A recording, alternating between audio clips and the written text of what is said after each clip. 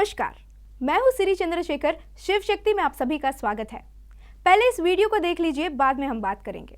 आज जो majority religion है वो अपने जो मेजर टेनेट्स हैं या फिर रिलीजियस बिलीफ सिस्टम है उसको प्रस्तुत करने को छोड़कर जो भी है उनके किताब में जो नेगेटिव वे में दिख रहा है उसको एक्सेप्ट करने के बजाय उसको गलत साबित कर रहे हैं। किसके ऊपर इल्जाम लगाकर? अंग्रेजों के ऊपर। हर बात अंग्रेजों पे डाल देते हैं, हर बात मुगलों पे डाल देते हैं, हर बात राइस बैक कन्वर्जन पे, मिशनरी पे डाल देते हैं। मतलब एक ऐसा कैटेगरी का एक वैक्यूम बना दिया गया है कि आप यहाँ पर बैठो और हमेशा कहते रहो कि मैं खतरे में हूँ, मैं खतरे में हूँ, मैं खतरे में हूँ और मेरी हर बातें खतरे में है और मुझे गलत तरीके से प्रस्तुत किया गया है। किताबों को कोट करो, नहीं अंग्रेजों ने बदल दिया है, आज ऐसा परिस्थिति क्यों है, अंग्रेजों ने ऐसा कर दिया है, आज आप यहाँ पर इतने लोग मसीह में क्यों जा रहे हैं, क्योंकि तुमने लालच दे दिया है। मतलब हमेशा एक विक्टिम हुड का जो एक मोड बना दिया है। तो आपको हर जगह ऐसे भी छुएंगे, आप बोलेंगे ये मेरा हाथ तोड़ दिया, अब ऐसे देखोगे तो नजर से तूने मुझे पिघला दिया। एक ऐसा माहौल बन चुका है जहां पर एकेडमिक का कोई जगह ही देखने नहीं मिल रहा है। एक्चुअली ये दुर्गति है हमारा समाज का अभी इस वक्त जो हो रहा है। अगर कोई किताब ऑफेंड कर रहा है उसको निकाल दो। ये नहीं लिखना चाहिए, वो नहीं लिखना चाहिए। एक्चुअली एकेडमिक एक बात है, फ्री स्पीच एक बात है, और इंडिया को इस तरह देखा जाता है कि फ्री स्पीच के बहुत कम है। मतलब फ्री स्पीच देने का कोई मतलब बहुत सारे रिस्ट्रिक्शंस कंट्रियों में इंडिया आता है। हम सोच रहे थे कि ब्रिटिशर्स 75 साल पहले हमारे देश छोड़कर भाग गए, पर वे अपने कुछ नॉटी औलादों को यही छोड़ गए। कहते हैं ना, जैसे लोग कन्वर्ट हो जाते हैं, इस नॉटी फ्रांसिस की तरह ही ब्रिटिशर्स को अपना माँ बाप मानने लगते हैं। बहुत डेस्परेटली देश का इतिहास बदलना चाहते हैं, क्योंकि ये रिलीजन तो उन आक्रमणकारियों ने ही तो लाया है। क्या रे नॉटी कहीं का, हिंदुओं पर, उनके मंदिरों पर आक्रमणकारियों द्वारा किया गया अत्याचारों को सुनकर और पढ़कर हंसी आ रही है। हम विक्टिम कार्ड नहीं खेल रहे हैं, हम विक्टिम ही थे। एक हिंदू मेजॉरिटी देश में हमारे देवी देवताओं को अपमान करके भारत में माइनॉरिटी सुरक्षित नहीं है चिल्लाते हो ना, उसे कहते हैं विक्टिम कार्ड खेलना। और हाँ, हम कहेंगे कि ब्रिटिशर्स आकर हमारे धर्म ग्रंथों को बदल दिए हैं। अरे 3-4 महीने पहले तुम दोनों वेद का, श्रीमद् भगवत गीता का इतना मिसइंटरप्रेट किए थे, तो तेरे बाप जो हैं वो वेदों का रक्षा किए। ये झाटू सर्टिफिकेट दे रहा है कि मुगलों ने और ब्रिटिशर्स ने हिंदुओं पर कुछ अत्याचार नहीं किया, हम तो सिर्फ विक्टिम कार्ड खेल रहे हैं। हिस्ट्री में फेल था क्या?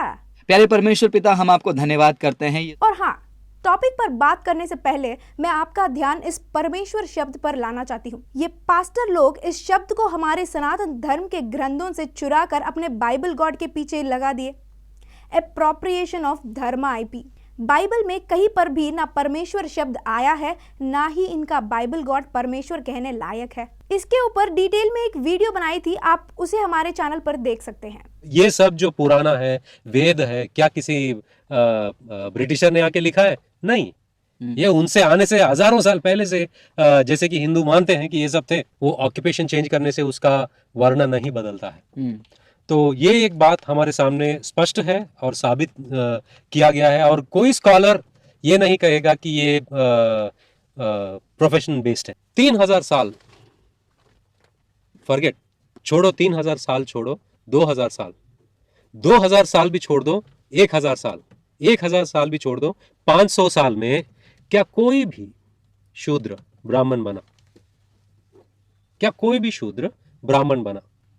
दूसरी बात, अगर एक शूद्र ब्राह्मण सब वेद सब सीख कर वो जाता है मंदिर में पुजारी की तरह, कितने लोग वो मंदिर में जाएंगे? अकबर चाचा, क्या तू दिमाग घुटने में लगाकर ये सवाल कर रहा है? इसका 1.5 घंटे का वीडियो में ये साबित करने की कोशिश किया है कि वर्ण जन्म आधारित है, ऑक्यूपेशन से नहीं। अब इसका ये लंबा डिस्कशन को हम 1 मिनट के अंदर नाली में फेंक सकते हैं।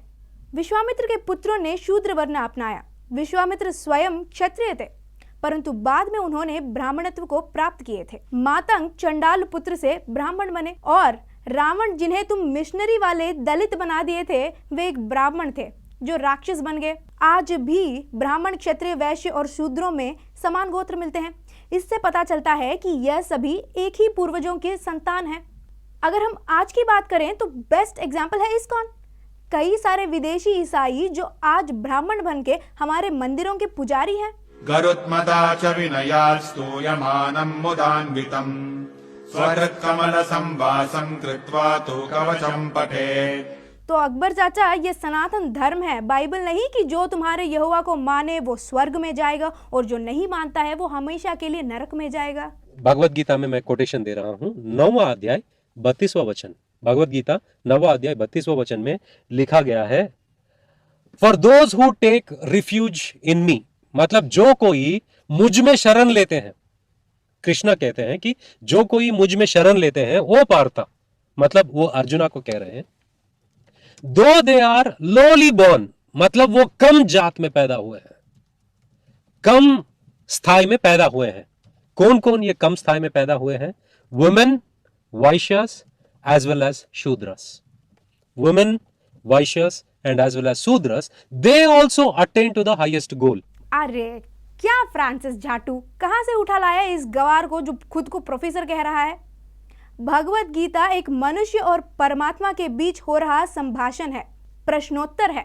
यहाँ मनुष्य ने परमात्मा से सवाल किया, समाज में जो लोग उत्पीड़ित हैं उनका क्या होगा? क्या वे मोक्ष प्राप्त कर सकते हैं? तब परमात्मा जगत गुरु भगवान श्री कृष्ण कहते हैं, हाँ, ऐसे लोग भी मेरे शरण में आकर मोक्ष प्राप्त कर सकते हैं। तो बोंधु, यहाँ पर इक्वालिटी की बात हो रही है, वहां पर समाज का सोच के बारे में उत्तर दिए भगवान श्री कृष्ण। चलिए इसी बात का एक और रेफरेंस भी देती हूँ। श्रीमद् भगवद गीता अध्याय 7 वाक्य 14 में भगवान श्री कृष्ण कहते हैं कि ये भौतिकवादी बातें, मेटीरियलिस्टिक थिंग्स जो हैं, उनसे बाहर आना इतना आसान बात नहीं है, पर मेरे जरिए मेरे भक्त उनसे बाहर आ सकते हैं, वे मोक्ष प्राप्त कर सकते हैं। तो यहाँ पर भगवान श्री कृष्ण भक्त कहे थे, कहीं पर भी वर्ण का नाम नहीं लिए। तेरा ये 1.5 घंटों का वीडियो जिसे हमारे धर्म को बदनाम करने के लिए बनाया था, वो गया डस्टबिन में। चल अब तेरे बुलबुल की बात करते हैं। भेदभाव तो तेरा बुलबुल गॉड ने किया है। कहता है जो कोई भी मेरे अलावा किसी और देवता का आराधना करेगा वो सत्यानाश हो जाएगा। बाइबल गॉड यहोवा कहा था कि प्रीस्टहुड सिर्फ और सिर्फ लेवियों के लिए ही है, कोई और कर ही नहीं सकता। तो जन्म आधारित पक्षपात तेरा यहोवा ने किया है, बाइबल में है, सनातन धर्म में नहीं। और बाइबल में यीशु कहता है कि मैं इज़राइल के खोए हुए भेड़ों के अलावा किसी और के लिए नहीं आया।